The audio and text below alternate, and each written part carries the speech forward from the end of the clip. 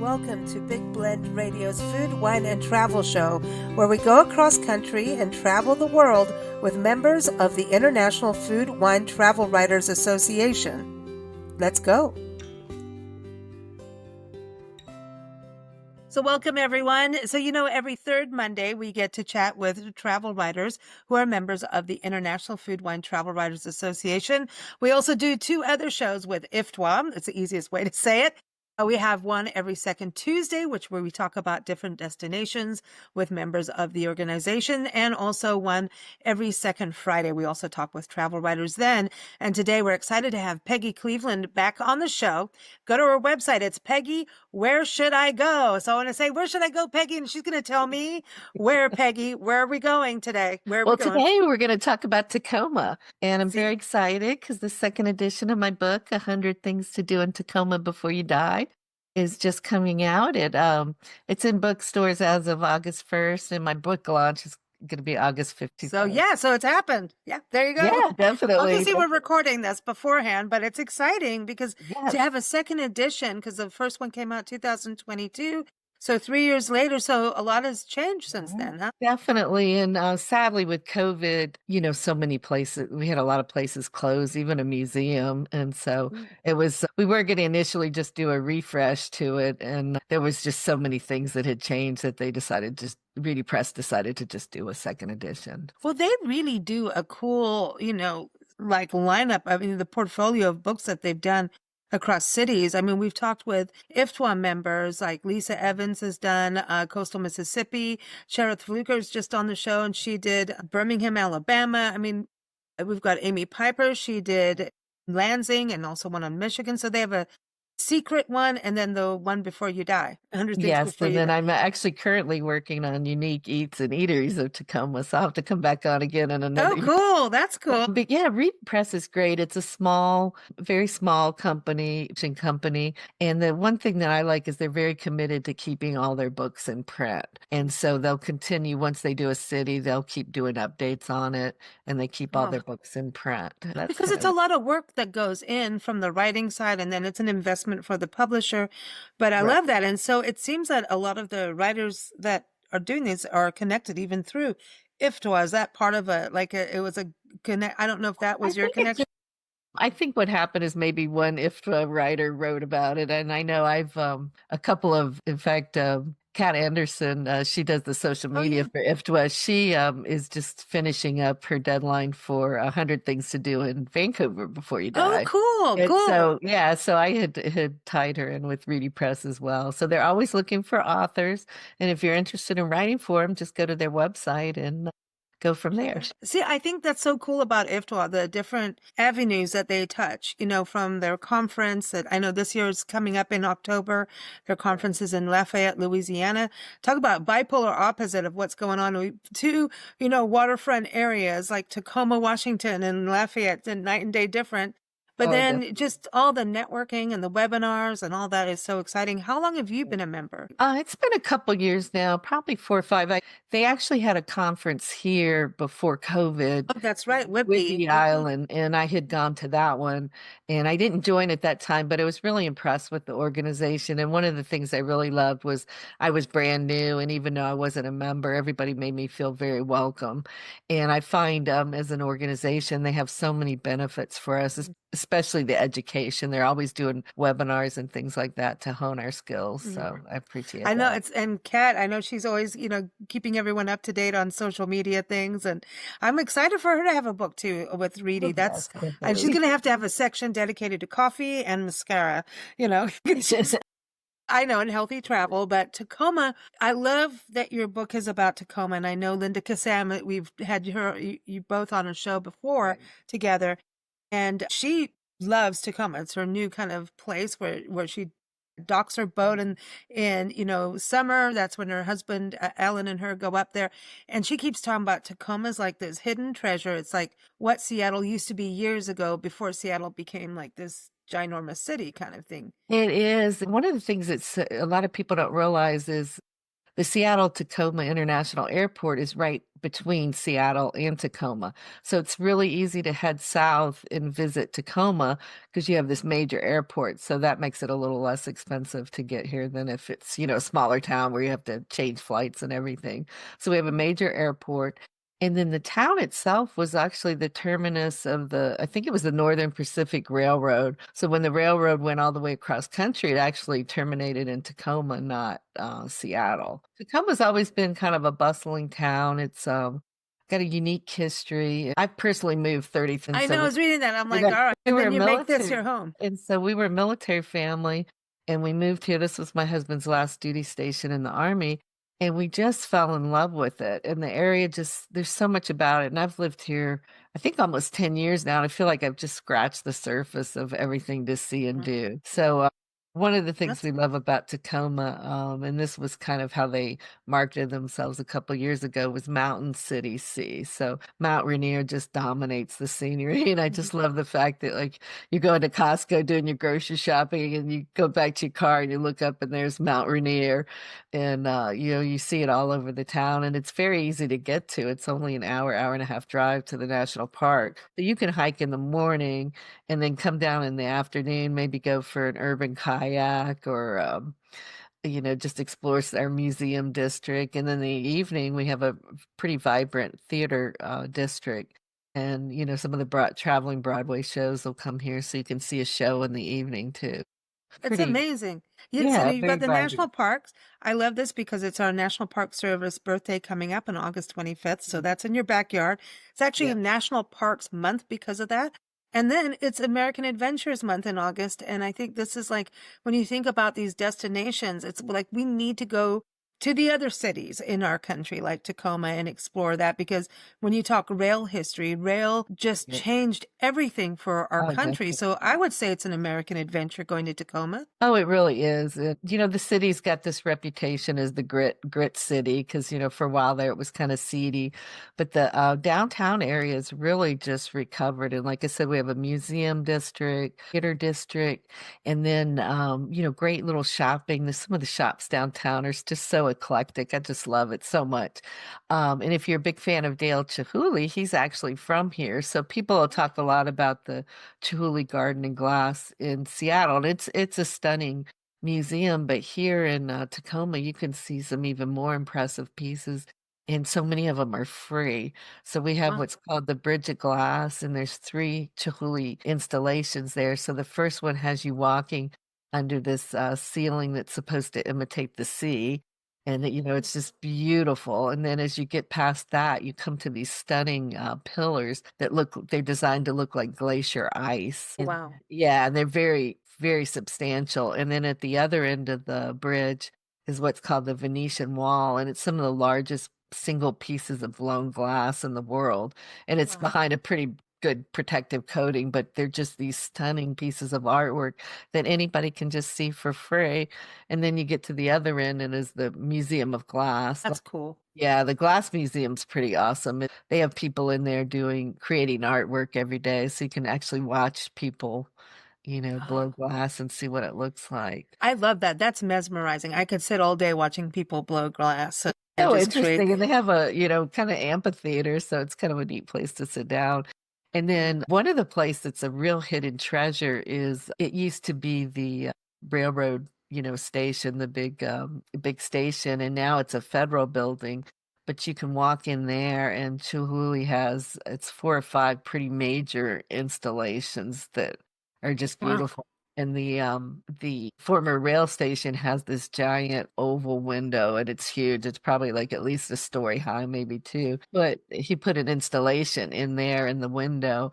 And so from that window you could see the Chihuly artwork and then you could see out over to the Museum of Glass too. So this is a pretty epic destination for people to think about.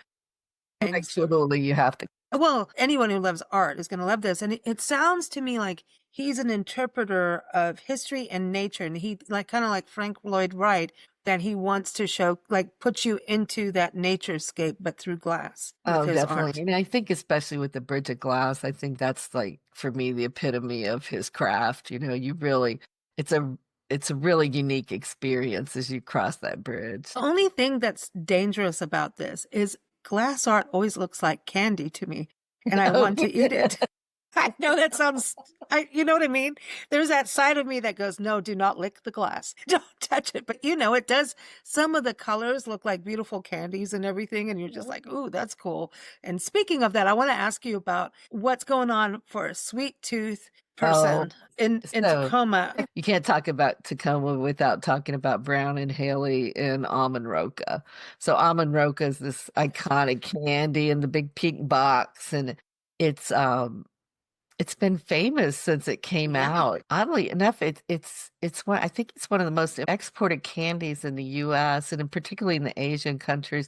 They really love the pink box and the candy and everything. So the original factory is still there. It's over 100 years old. And savvy insiders, and now you are too, since I put it in the book so you can read about it. There is actually a little kiosk outside the factory, and it's a factory outlet. So you can go in there and buy everything so discounted. So they'll sell seconds. So a lot of times I use it for like if I'm cooking, I might buy like a big block of chocolate there, or you can buy pieces of almond roca, add it to cookies. And then they have really neat packaging. And then they also have, for their 100th anniversary, they came out with this tin, and it's got Mount Rainier on it and the Space Needle and all this stuff. So it's a perfect souvenir. So if you're coming to Tacoma and you want to bring gifts back for family, make sure you stop there. And then the kiosk itself has an interesting history because in the 1960s, the World's Fair was in Tacoma, or not Tacoma, in Seattle, and that's when the Space Needle was built. And so this kiosk was one of the ticket booths for the World's Fair. And it was originally going to be moved out to the fairgrounds, but my understanding is it couldn't get across a bridge or something happened. So Brown and Haley bought it and they moved it to their factory, and it became their little factory store. And then Elvis Presley had actually visited that building because he had filmed a movie. It happened at the World's Fair, and they used that kind of like the green room for him, or a way for him to get away from all the crowds. Wow. Wow. Yeah, Candy and Elvis all in the same place. yeah. This is good. A little bit of history. I love this because it's just, there's these iconic things we get in the world like that. And you just, where did it come from? It's like people go to Hershey's in Pennsylvania. Oh, And definitely. so that's kind of this, an amazing thing that people may not know about Tacoma, and that will help the sweet tooth people like me. But what would you say if you're going to say to someone, this is a taste of Tacoma? I mean, seafood's got to be at the top of the list, right? Oh, definitely. So I would say you definitely need to go to this area. It's called Ruston Way in Point Ruston, and that's where all the waterfront restaurants are in in Tacoma. And the newest one is called Woven. So it's at the site of a former restaurant that had been in the area for a long time. But the Puyallup tribe had recently purchased that property. And so now and it was their traditional land. So that's very exciting. And so at this restaurant, they also added a scenic flights with Kenmore Air. So you can actually go and do a scenic flight over the Puget Sound and then come What? and have dinner at Woven. And famed chef Roy Yamaguchi is the chef for Woven and Wow. developed the restaurant. And the whole concept of it is that the Pacific Ocean, connects all of us. So you have these great fresh Pacific Northwest ingredients, and then you have, the traditional Puyallup tribe influence, as well as all the Mm. Pacific islands like Hawaii, Japan, the Philippines. So you just have some really unique fusion of food there. So it's Wow. it's become really popular in Tacoma. And the one thing that I love about it, when you go in there, it's very loud, but it's like everybody is just having the time of their life. I just love the fact that everybody's just thoroughly enjoying their food and just really seems to really enjoy the whole experience. Well, you talk about the Pacific Ocean. What can people do to get into the Pacific Ocean or sail on the Pacific Ocean, just be connected other than eating the bounty of the sea? What Yes. can they do to Well, enjoy the so ocean? we're a little bit a ways from the Pacific Ocean because we're on the Puget Sound, so that Yeah. connects to the Pacific Ocean. But within the Puget Sound, there's beautiful beaches. In fact, Point Defiance Park has what's called Mm. Owens Beach, and that was recently redone. So it used to be just a terribly steep drive down in there. So we kind of reworked the traffic so it's a little safer and everything. And then they have a really nice kiosk down there with new restrooms and food stand, and you can rent kayaks down there too. So it's a Okay. great way to explore the Puget Sound. And they've even I've seen videos of orcas that have swam up so close to the beach. You're like, how can they be that close without running aground? You know, Wow. but it's a Wow. great spot to see the wildlife, seals, the orca whales, and then you can also see views of Mount Rainier as well. See, so outdoors, we got a lot going on for the outdoors, and then we got a lot history. You were mentioning museums earlier. So what would be a museum that you would tell the people that would really showcase the history of Tacoma and give for you know, because I always think going to a museum when you first get to a new destination kind of gives you the insight of where you're exploring, tells you about the people, you know? Well, I think definitely the Washington State History Museum, and all that's in one spot too. So you can go to the Tacoma Art Museum. You can see Union Station with the Chihuly artwork, and then right next Okay. door to that is the Washington State History Museum, and then the Chihuly Bridge of Glass is right behind all that. So you could Oh. park and just do all this in one location, which is really nice. But the Mm, history museum is really well done. And I was a history major, so I'm a huge history buff. But I just love mm. how they just really, because Tacoma's history is really, it's not really that old. You know, I Yeah, don't Washington even became a state till like 1889, I want to say it was. I You know, think the so. Yeah. history here is pretty young, you know, compared to the rest of the country. But they cover, you know, when people first came out here, you had the mosquito fleet because there weren't a lot of roads, so that's how you would get to all the different areas and stuff. And then, of course, the railroad, Mhm. coming, that was a big deal. Yeah, the railroad's huge. And the indigenous history Yeah, does they covered that as well. And then also the history of like Boeing and aviation is really huge in this area as well. and boating. Like the boating has to be Yeah, yeah. the So ship and that, and yeah. then also across the Tacoma Narrows Bridge, you can go into Gig Harbor, and they have another museum there that really focuses a lot on the marine history and Okay. boats and things like that. Wow, so much happening in Tacoma. So I got lost there. That's what I can tell you is I kept going, well, I want to get out the car and look at that, you know. So the Puget Sound area is just so gorgeous too. So what would you say would be a quirky destination, something funky, fun, roadside attraction kind of thing? Well, Something one uniquely part is different. really kind of cool is we like to call it the gondola to gondola. So you can go out into Gig Harbor, and there's actually you can book a Venetian gondolier who will take you out into or the Gig Harbor is actually a harbor as well as a town, and go out on the water. You'll get views of Mount Rainier, and while this just incredible gondolier is serenading you. That's And then fun. on the other end, you can go out to Crystal Mountain Resort and take the ski gondola up to the top. And then you'll have, again, beautiful views of Mount Rainier, and they have a restaurant up there too. So that's kind of a neat. It's thing. awesome. The gondola, but so when you talk about the resort, that was going to be one of my questions as someone coming into town. What would you say are some of the unique lodgings? I mean, do you have bed and breakfast or something that's just really kind of maybe boutique or just a very, or is it Well, Airbnbs or mostly, there's our a normal couple brand hotels? yeah, there's a couple interesting spots. One of the things when I first moved here, I felt like Tacoma really lacked was a super luxury hotel. So the Silver Cloud just opened up a couple years ago at Point Ruston, and it's got a rooftop pool that's open year round. And we don't have a lot of outdoor pools in this area, so that's Yeah. really a big deal. So even for a staycation, and they've got a great restaurant and everything. And then within Tacoma is the Hotel Murano is in Murano glass. So that hotel has Wow. really embraced the theme of art glass in Tacoma. And so on every floor, you'll have artwork. They have some Chihuly pieces in there, as well as art, Hmm. glass art from all over the world. So that's a cool one.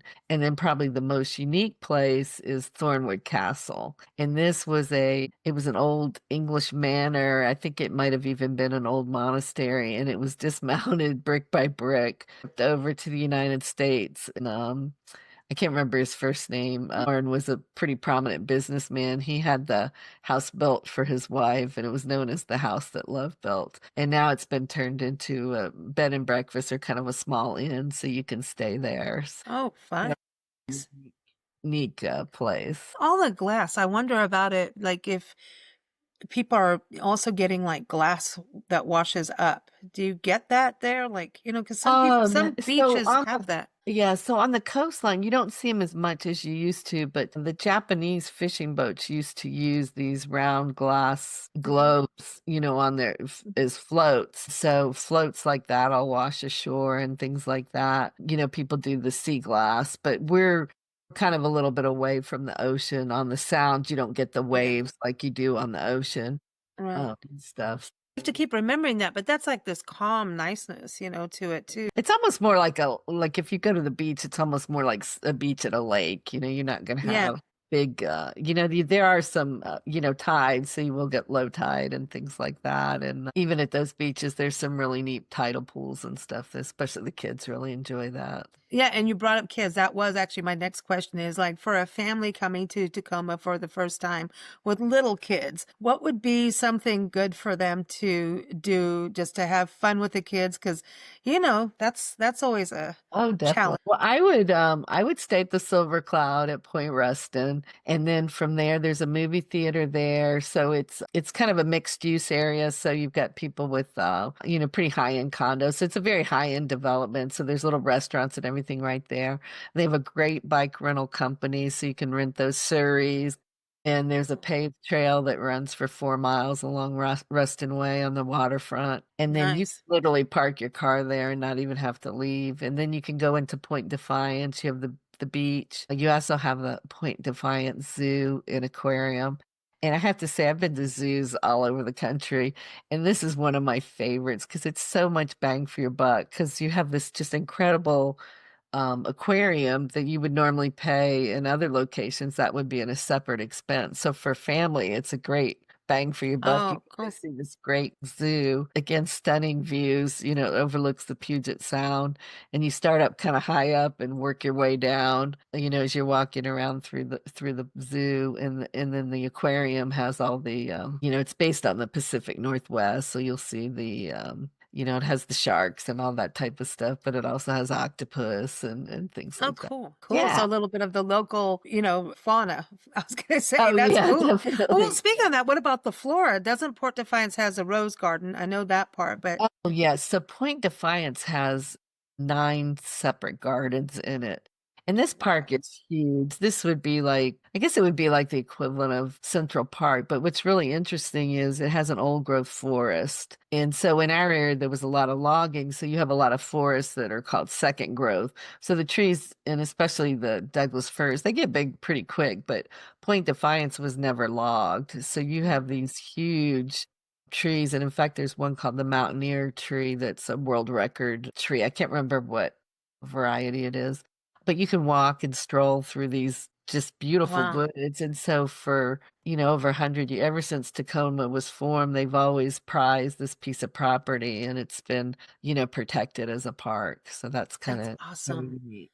That's Yeah. awesome. And there used to be a fort in the area called Fort Nisqually. So they've Mhm. built a mock-up of that. So with kids, it's a great way to go do history. And different times a year, they have unique events. Like they'll do an escape room, but it's historical. So you'll have like old locks, with wrought iron keys and everything. So that's kind of a unique experience. I don't know anywhere else that does a history, escape room. So that's kind of fun. Now, what about events or festivals? Do you have any ones that are really unique to the area? I'm trying to think off the top of my head. There's stuff that goes on all year, especially in the summer. You get all the farmers markets. And then Fort Steilacoom Park does a big summer fest every year. And then it's certain times of the year there's a big food festival at Point Defiance. So quite a few little There's events. a lot. So Um, there's 100 things to do before you die. So you better get to Tacoma, y'all. And if you're in the areas, Definitely, I mean, this is definitely. part two. I love that it's updated. So did you find, I mean, things had changed. I know some things have closed. Right. What would you say is one of the newer things you put in the book that people should know about? I think so it used to be Metro Parks Tacoma and they've just changed it to Parks Tacoma because some of the parks are outside the city limits. And so it's the really extensive park system. And so I've kind of gone through and put different parks in than I had before. And I think the first book, I'm not sure how many park Tacomas are in this book, but the first one I think had like 9 different ones, like the zoo is part of the park system, but also you have like a great I can't remember, I'm trying to think how to pronounce it, Wapato Park, and it's you go there, it's just gorgeous old growth trees, and then it's you hike Wow. around the lake, and some of this stuff is just right in the middle of the city. So So it's you're enjoying yourself. You I like am, living. and I could easily write another one again with probably 100 new things to do.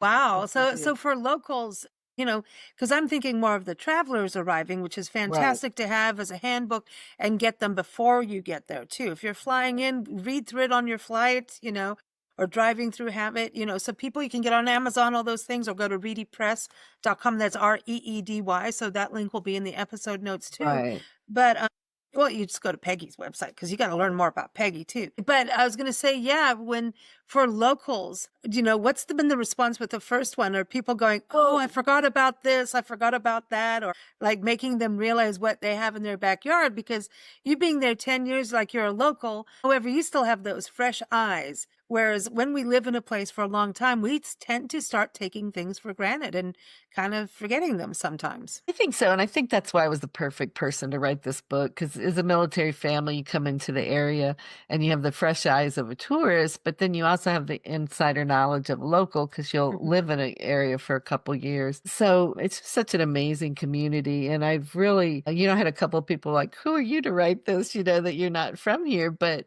I've had so She's many Peggy, y'all. locals. That's all you But need I've to had know. She's so Peggy. Yeah, I've had so many people though tell me that I didn't know this was here. People live there all their lives. So I think the locals have really embraced the book too and discovered some new things to do as well. I think it's exciting to have a second release of it, and not just a little update, like an actual new updated, brand new one. It's like the Oh second yes, edition, it's but new things. That's awesome. I think so. I think it's 35% of it is new. So That's there's a a good, lot. 35 new entries from the previous book. And then of course I kept the favorites. So I think everybody will find something new. And it's nice that Reedy Press, like I said, keeps their books. And also a lot of people in this area, the library system really loves the Reedy Press books. So they carry a lot of their books from the area. So they'll carry the Tacoma one, Seattle, Portland, a lot of the Oh, that that's cover. great. I think a lot of people go to, Mount Rainier and then they'll do like Seattle, Portland, like you're saying, and do the whole region as they can. Olympic National Park as well, which is right there, not too far from me. I think everything's near each other. So just don't even ask me. Like if it's a 5 hour drive, I'm like, that's just down the street. So it's for me, for Well, me. one of the things I appreciate about Tacoma is we do have traffic, but it's not nearly as bad as Seattle traffic. And in 2023, Tacoma made a couple of top 10, top 15 lists of great places to visit. I think Outside Magazine listed as a great, outdoor city and, some of the happiest places people live. So it's made a couple of those lists. And I think it's just, my goal is just to get Tacoma discovered. It's a great city and it makes a great base to tour, the Pacific Northwest. No, I love that. Because I think we tend to also, like if you talk about Louisiana, I love that IFTWA's conference this year is in Lafayette, it's America's happiest city and it's a beautiful area and full of music and all that good stuff.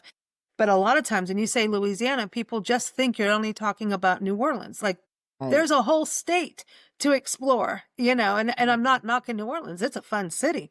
Oh, Now, it's It is. It's a party, but Lafayette is so authentic. And I think that's kind of the way I feel about Tacoma too, is you're going to get a really authentic experience when you visit here. The local people are just so supportive of their small businesses and especially the chefs. They just embrace new chefs coming to the area. If a new restaurant opens, you'll find all the local chefs there visiting and supporting them. oh, that's nice. That's real. And it's so important right now to support our restaurants. They've really had a hard time. I Definitely. talk to people, I'm like, COVID ain't over, y'all. Like it's still lingering out there in the air. Sorry, but it's true. But it has affected small businesses so much. And the more we can do to go to these restaurants and go shopping and oh, we didn't touch shopping.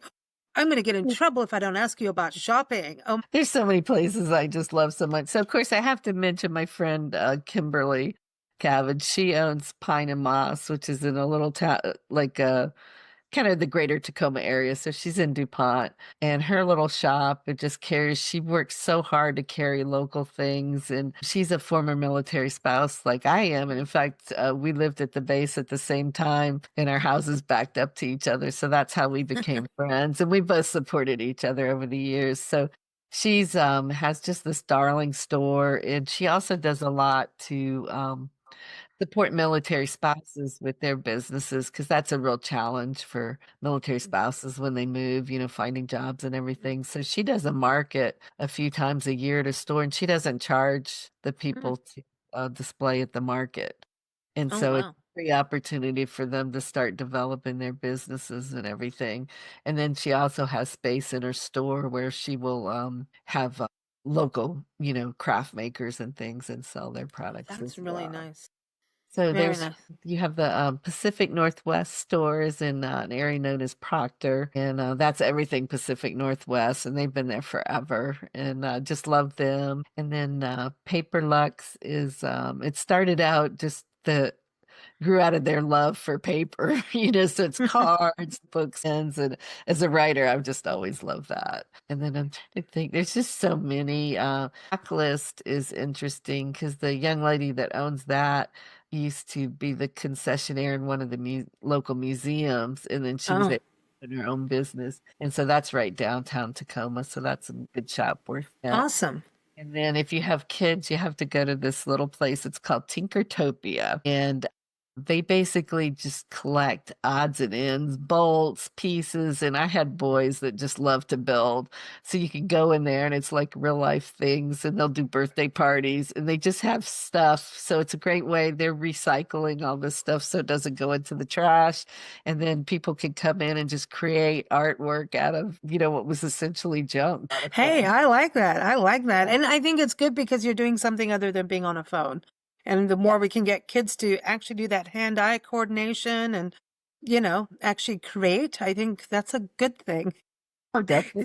But just now our kids are just going to have an AI implant and never have to go to school. Just ask, anyway, put that off of that.